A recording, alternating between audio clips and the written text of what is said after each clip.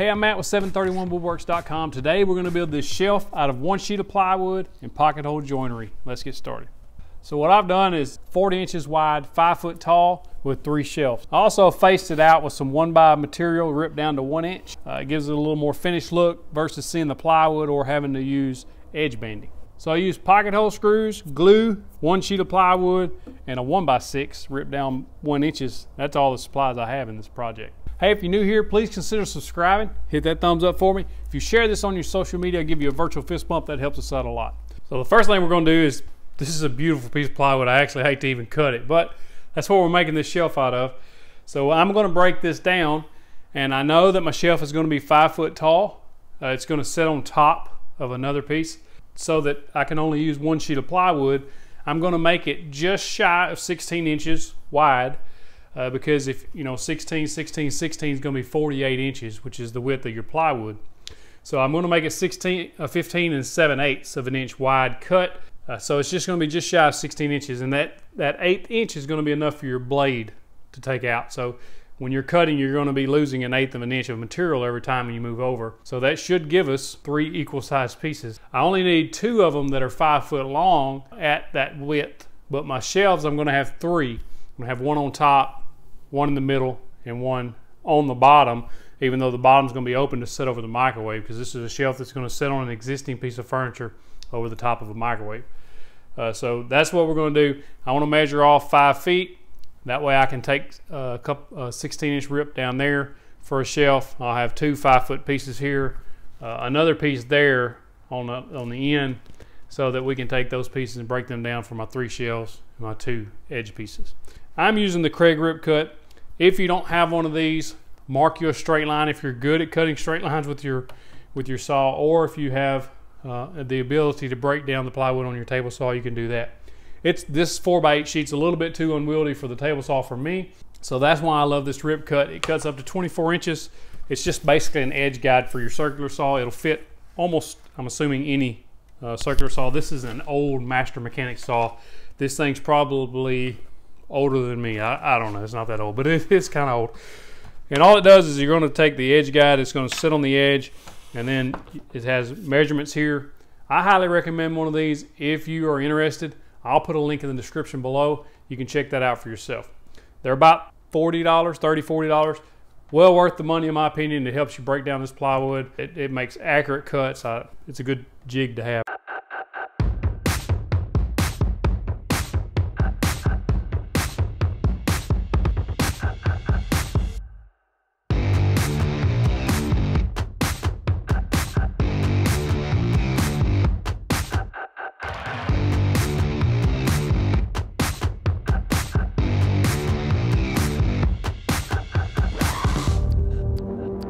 I was really close to having perfect cuts on those 3 long pieces, those 5 foot pieces. What I wound up with is at 15 7/8 where this is set up at. What I ended up with is about not quite a 1/16 of an inch that I'm going to have to trim to make them all exactly the same.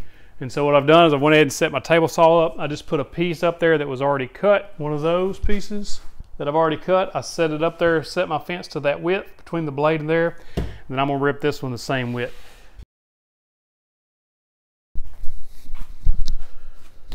So this is what's going on. We got our bottom shelf in, we've got our top shelf in, we need to put our middle shelf in. The customer wants 2 feet of clearance from the bottom all the way to the bottom of the bottom shelf. So that's what I've done. I've got 2 feet, I marked a line and on both sides, and I've got that exactly 2 feet. So now I just want to center this shelf up. I got a top shelf, I got a middle shelf, and I just measured and cut it in half and then added 3/8 to that because your material's 3/4 of an inch thick. So I just measured up, and this, if you're keeping score at home, this is 16 7/8 from the top of this shelf to the bottom of your next shelf. So that's what we're looking on there.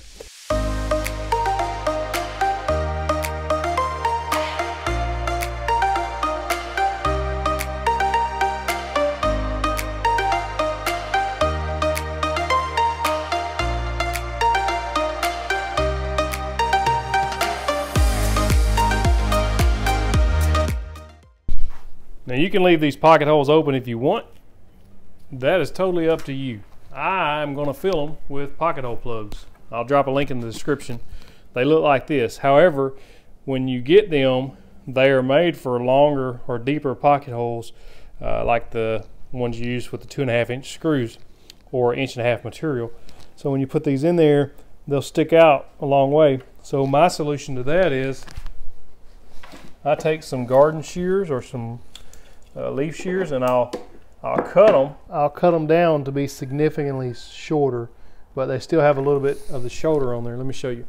So I cut about maybe a good 3/8 of an inch off of it, and they'll shear right off. You take your wood glue. I'll put a little wood glue on here. And I just take my rubber mallet and tap them in until they're flush. And then I'll take my orbital sander and we'll sand that smooth if there's anything poking up there. That'll give those holes will be filled on this top side as well as on that bottom side.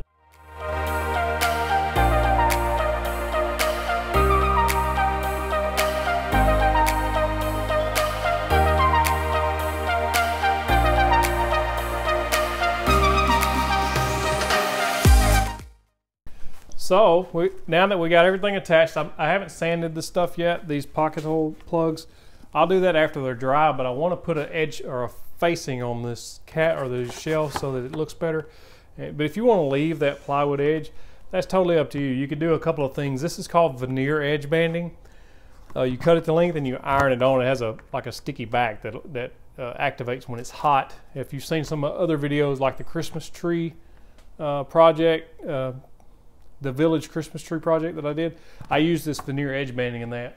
But for this, I'm going to rip some 1-inch strips of 3/4 material, so 1-bys. I'm going to rip these into the length that they need to be, and I'm going to set them on there flush with this outside 1-inch strips, and I'm going to glue and brad nail this into place on both sides all the way to the top, and then 3 pieces across. That'll give it a nice finished look.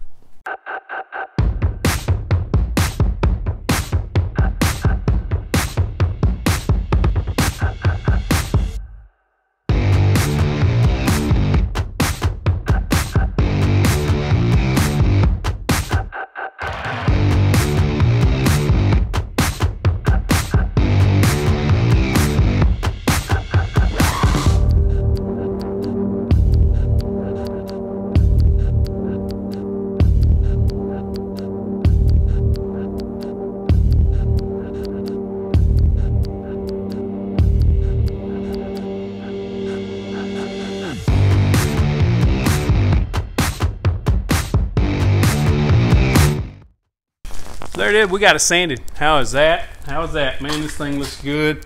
I am happy with the way this comes out. I did have one tiny in this whole project, and it's on this side right here. When I was brad nailing this on, I had one pop through on the side. That's going to have to be puttied, but that's okay. We can fix that pretty easy. That's really the only issue I had. I'm really pleased with how this comes out. This is the first shelf I've ever built. It's pocket hole joinery. It'll be plenty strong enough for what's going to happen. They're just going to stack some pots and pans and stuff like that on it, so there's not a lot of weight bearing going on. I faced it out with that 1-by. I think it come out beautiful. If you want to help independent creators like myself, there's a link down below for Patreon. We'd appreciate your support. Hey, don't forget to check the description down below. I've linked the tools and supplies that I'm using down there if you want to check those out.